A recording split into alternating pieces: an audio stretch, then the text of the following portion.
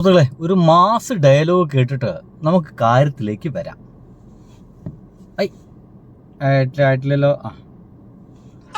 മുട്ടുകുത്തിച്ചതിന്റെ ജാളിത മറയ്ക്കാനാകണം supreme കോടതി നിർദ്ദേശം വരെ മറികടന്ന് യൂണിഫോം പോലും ഇല്ലാതെ AKG ഭവനിലേക്ക് ഇടിച്ചു കയറിയത്. അവർ പേടിക്കുന്നത് ആരെയാണ്? ഒരു 30-കാരിയെ. കഴിഞ്ഞ കാലങ്ങളിൽ ഈ രാജ്യം കണ്ട സമരങ്ങളിലെല്ലാം മുൻപന്തിയിലുണ്ടായിരുന്നവൾ. പണ്ടെങ്ങോ എടുത്തൊരു കേസിന്റെ പേരിലാണ് വേട്ടയാടൽ. നിവർന്നു നിന്നൊരാളൊരു ചോദ്യം ചോദിച്ചാൽ മിണ്ടാതെ മടങ്ങേണ്ടി വരുന്ന പോലീസ് സംവിധാനം. എന്തൊരു നാളെ. എന്റെ പ്രിയ സുഹൃത്തുക്കളെ, ഇന്ന് നമ്മുടെ സംഘപരിവാരുകാരുടെ പോലീസുകാരോട് ജോൺ ബ്രിട്ടാസ് എന്ന് പറയുന്ന MP നിന്നൊരു നിർത്തക്കുണ്ട്. സത്യം പറഞ്ഞു കഴിഞ്ഞാൽ രോമാഞ്ചം എന്നൊക്കെ പറയില്ലേ, ആ റോമാഞ്ചിഫിക്കേഷൻ ഡയലോഗായിരുന്നു. വന്നു നിന്ന പോലീസുകാരനോട്, ഞാനിവിടെ നിയമനിർമ്മാണ സഭയിൽ ഒരു അംഗമാണ്, ഇവിടുത്തെ ഒരു അംഗമാണ്, ഒരു MP ആണ്. നിങ്ങൾക്ക് എന്ത് ധൈര്യമുണ്ട് CPM ഓഫീസിലേക്ക് ഇങ്ങോട്ട് കയറി വരാൻ? നിങ്ങൾക്ക് എന്ത് ധൈര്യത്തിന്റെ പുറത്താണ് നിങ്ങൾ കയറി വന്നതെന്ന ഒരൊറ്റ ചോദ്യമുണ്ട്. ആ ഒരൊറ്റ ആണത്ത ചോദ്യത്തിനുള്ളിൽ ചൂളിപ്പോകുന്നുണ്ട് നമ്മുടെ സംഘപരിവാരകാരന്റെ പോലീസ്. ആ ചോദ്യം നിങ്ങൾ പലരും ചിലപ്പോൾ അങ്ങോട്ട് മിസ്സാക്കി പോയിട്ടുണ്ടായിരിക്കും, അല്ലെങ്കിൽ ആ ഡയലോഗിൽ നിങ്ങൾ അങ്ങോട്ട് മിസ്സാക്കി പോയിട്ടുണ്ടെങ്കിൽ നിങ്ങൾ കേൾക്കാൻ വേണ്ടി മാത്രം കേട്ടോ. I would request you to go back. Have your uniform, come with your badge. മതി, ഇത്രേ ഉള്ളൂ. ഞാൻ നിങ്ങൾ റിക്വസ്റ്റ് ചെയ്യുന്നു, പ്ലീസ് ഗോ ബാക്ക് ആൻഡ് നിങ്ങൾ യൂണിഫോം ധരിക്കൂ and come back, we will wait for you എന്ന് പറയും. ഞങ്ങൾ കാത്തിരിക്കാം. നിങ്ങൾക്ക് അറസ്റ്റ് ചെയ്യണമല്ലേ, അറസ്റ്റ് വാറന്റുമായിട്ട് വരൂ, കൃത്യം യൂണിഫോം ആയിട്ട് വരൂ. നിങ്ങൾ ആരാന്ന് ഞങ്ങൾക്ക് വിചാരിക്കേണ്ടത്? നിങ്ങൾ ആരാണ്? വളരെ കൃത്യമായിട്ടുള്ള ചോദ്യമല്ലേ. ആ ഒരൊറ്റ ചോദ്യം മതിയായിരുന്നു അവിടെ നിന്ന് അങ്ങോട്ട് ഇറങ്ങിപ്പോവാൻ. അത്രേ ഉള്ളൂ. നിവർന്ന് നിന്ന് ചില ആണരുത്തന്മാര് ചോദിച്ചു കഴിഞ്ഞാൽ അവിടെ നിൽക്കാവുന്നതേ ഉള്ളൂ ഈ ഇവന്മാരുടെ ഈ ഒരു എന്താ പറയാ, ഈ ഓലപ്പാമ്പ് കളിയൊക്കെ. വേറെയും കുറെ എണ്ണുണ്ട്, ഫോട്ടോ എടുക്കാനും റീൽ എടുക്കാനൊക്കെ നടക്കുന്ന കുറെ എണ്ണുണ്ട്. എന്തിനാ എന്റെ പൊന്നു മലയാളികളെ ഇങ്ങനത്തെ കുറെ എണ്ണത്തിനൊക്കെ അവിടേക്ക് ജയിപ്പിച്ചയക്കുന്നേ? ഇങ്ങനത്തെ ഇതേപോലെ ഈ ബ്രിട്ടാസിനെ പോലുള്ള ആളുകളല്ലേ നമുക്ക് വേണ്ടേ? ഇനി ഇത് എന്തിനാന്ന് മനസ്സിലാവണ്ടേ? അവിടെ SFI നേതാവായിട്ടുള്ള ഐഷ ഘോഷ് എന്ന് പറയുന്ന ഒരാളുണ്ട്. ഇപ്പൊ 19 വയസ്സായി. അവർ SFIയിൽ ശക്തമായിരുന്ന സമയത്ത് അവർ ഒരുപാട് സമരങ്ങളും മറ്റും നടത്തിയിട്ടുണ്ട്. അങ്ങനെയുള്ള ഏതോ ഒരു കേസ് കുത്തിപ്പൊക്കി വന്നിട്ട് അറസ്റ്റ് ചെയ്യാൻ വന്നിരിക്കുകയാണ്. ആരനെ? ഐഷ ഘോഷിനെ. ഇതെന്താണ്? അസല് പ്രതികാര നടപടി. SFI അടക്കമുള്ള സംഘടനയുള്ള ആളുകളാണ് CJPയുടെ ഇപ്പം നടന്ന സമരത്തിൽ, പ്രൊട്ടസ്റ്റിൽ പങ്കെടുത്തിരുന്നത് എന്ന് CJP തന്നെയാണ് വെളിവാക്കിയത്. അപ്പോൾ ഈ റീസെന്റ് ആയിട്ടുള്ള ആളുകളെ അറസ്റ്റ് ചെയ്ത് കഴിഞ്ഞാൽ, ഈ റീസെന്റ് ആയിട്ട് അതിൽ പങ്കെടുത്ത ആളുകളെ അറസ്റ്റ് ചെയ്ത് കഴിഞ്ഞാൽ അത് പ്രതികാര നടപടി തന്നെയാണെന്ന് പെട്ടെന്ന് മനസ്സിലാവും. അങ്ങനെ പെട്ടെന്ന് മനസ്സിലാക്കാതിരിക്കാൻ വേണ്ടിയിട്ട് പണ്ടെങ്ങാണ്ടോ ഉള്ളൊരു കേസിന്, പണ്ടത്തെ കേസാണ് കേട്ടോ, അതിലിപ്പോൾ അറസ്റ്റ് വാറണ്ട് വന്നിട്ടുണ്ട് കേട്ടോ എന്ന് പറഞ്ഞുകൊണ്ട് അറസ്റ്റ് വാറണ്ടുമായിട്ട് വന്നതാ. ഇനി നിങ്ങൾ അത് കാണണം. I should know who I are and where is your badge, where is your uniform. Can you just come like this? Sir, you are not answering my question. I am a lawmaker, I am a parliament member. मैं आपको explain कर why? Tell me. കണ്ടില്ലേ, I'm a lawmaker, I'm a parliamentary എന്ന് പറയുമ്പോൾ അവിടെ നിശബ്ദമായി പോവുകയാണ്. ഞാൻ ചോദ്യത്തിന് ഉത്തരം പറയാം. നിങ്ങളെ നെയിം ബാഡ്ജ് അവിടെ, ഇങ്ങനെ നെയിം ബാഡ്ജും മറ്റും ഇല്ലാത്ത ആളുകൾ ആ CJP സമരത്തിൽ കണ്ടില്ലേ? പേരില്ലാത്ത ആളുകൾ യൂണിഫോമും മാത്രം ധരിച്ചുകൊണ്ട്, താടി മുടിയൊക്കെ നീട്ടി വളർത്തിയവന്മാര് പോലീസിന്റെ യൂണിഫോം ധരിച്ചിട്ട് തല്ലുന്നത് നമ്മളെല്ലാവരും കണ്ണുകൊണ്ട് കണ്ടതല്ലേ.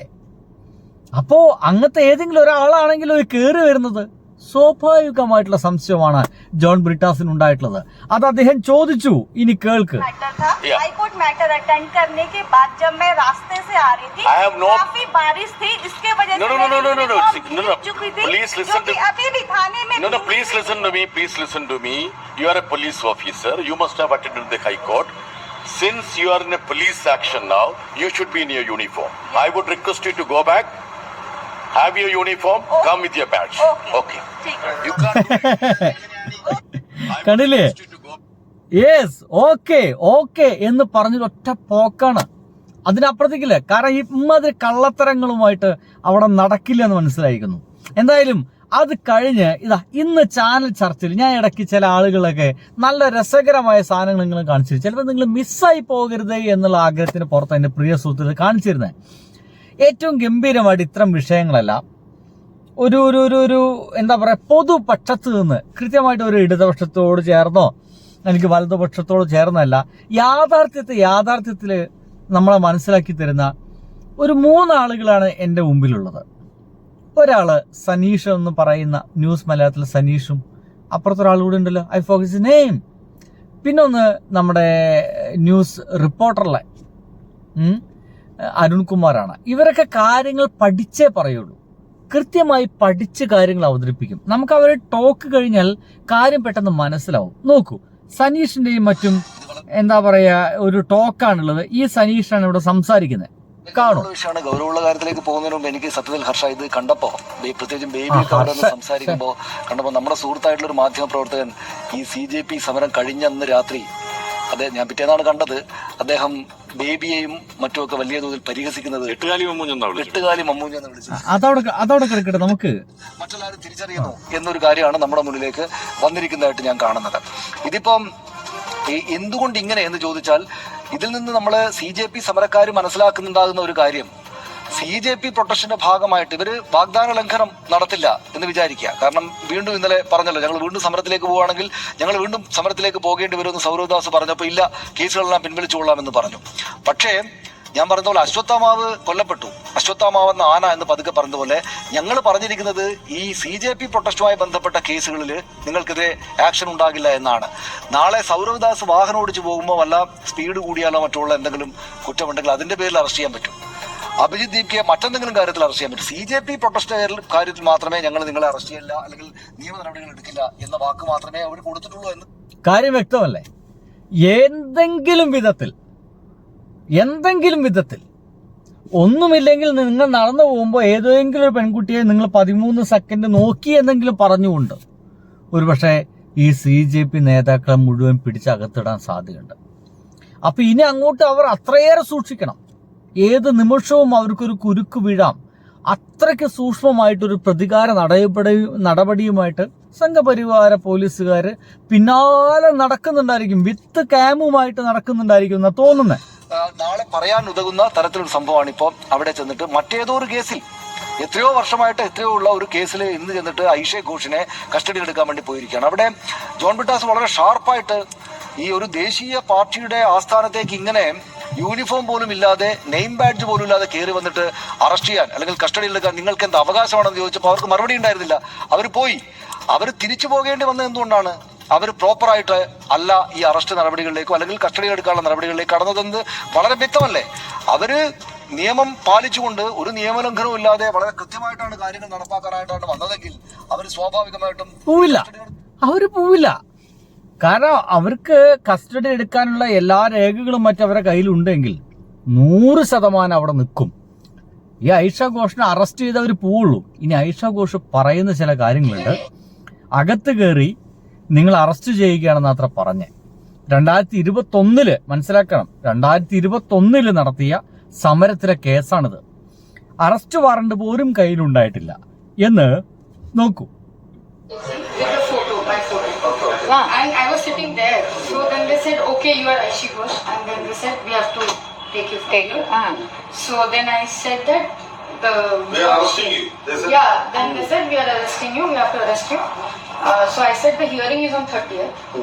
And if even it's a non-billable warrant, I am already moving an application to my lawyer. I have to call my lawyer, you can't hesitate. So then they said, no, we have, like, then the plain clothes with the lady, she was arguing a lot.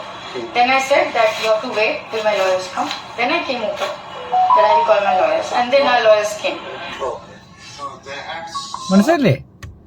പോലീസുകാർ വരുന്നു, നിങ്ങൾ arrest ചെയ്യുകയാണ്. അപ്പോൾ ഇവർ പറയുന്നു 13th ഇത് വെച്ചിരിക്കുന്നത്, ഞാനന്ന് ഹാജരായിക്കോളാം. അല്ല, നിങ്ങൾ അറസ്റ്റ് ചെയ്യണം, പറ്റില്ല, എനിക്ക് ലോയറിനെ വിളിക്കണം. എത്ര വൃത്തിയായിട്ടാണല്ലോ ആ പെൺകുട്ടി അതിൽ ഇടപെട്ടത്. അങ്ങനെയൊക്കെ ആയിരിക്കണമെന്നേ, അടിപൊളി. എന്തൊക്കെയായാലും ഇന്നത്തെ നമ്മുടെ ഇന്ത്യയിലെ താരം എന്ന് പറയുന്നത് ഒരു സംശയമില്ല, ആ പോലീസുകാരോട് പോയി പണിയൊക്കെ പറയുന്ന നമ്മുടെ ജോൺ ബ്രിട്ടാസ് തന്നെയാണ്. പൊളി പൊളി പൊളി പൊപ്പൊളി. ബൈ.